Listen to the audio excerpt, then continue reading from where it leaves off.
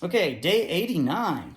We are finishing up Joshua 23 through 24.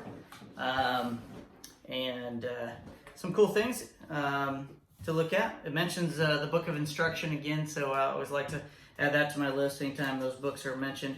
We'll see how many different books we can read as we read through the Bible. So that was chapter 23, verse 6. So be very careful to follow everything Moses wrote in the book of instruction. It's a non-stop thing, so I want to keep reading these verses and add something with it here.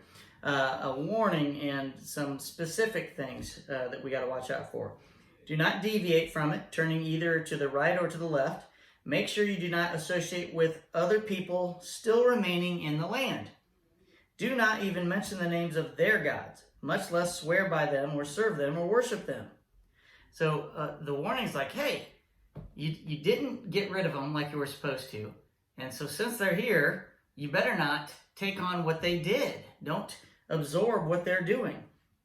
Rather, cling tightly to the Lord your God as you have done until now. Okay, and then I go to verse 12 and says, but if you turn away from him and cling to the customs of the survivors of these nations remaining among you, and if you intermarry with them. Here's an example why you should marry people who believe the same things you do. We are children of God because of the blood of Christ.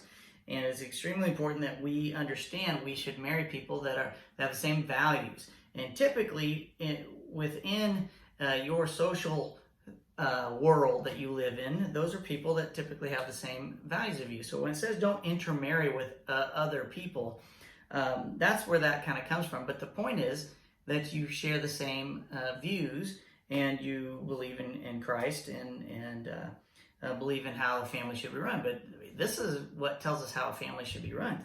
Don't intermarry with them. Then know for certain that the Lord our God will no longer drive them out of your land. Instead, they will be a snare and a trap to you, a whip for your backs, and thorny brambles in your eyes. Ouch. And you will vanish from this good land the Lord your God has given you. And that's the point. It's talking about the exile. It's like, throughout all of this so far we've been reading, it's like, hey, the Lord's on your side, but you're going to screw up and we're going to exile you. And that's a big thing about the end time prophecies about the exile and getting their land back. So verse 16. If you break the covenant of the Lord your God by worshiping and serving other gods, his anger will burn against you and you will quickly vanish from the good land he has given you. So there's another part of the exile. Okay, now God brings us victory. And this has a lot to do with end time events, an end time event. So let's take a look. God brings victory in 24 verse 12. And I sent terror ahead of you to drive out the two kings of the Amorites. It was not your swords or bows that brought you victory. And in the end times, the Israelites are going to be, or the Jews in Israel, they're going to be, there's going to be a surprise attack. And God will protect them miraculously.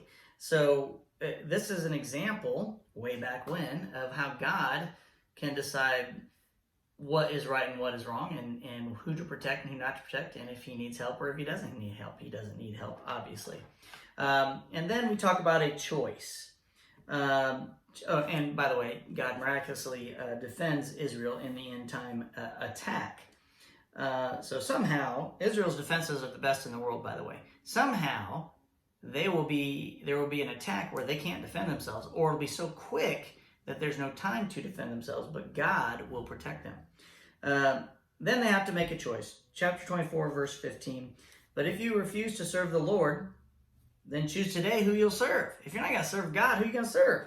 Would you prefer the gods your ancestors served beyond the Euphrates? Or will it be the gods of the Amorites in whose land you now live?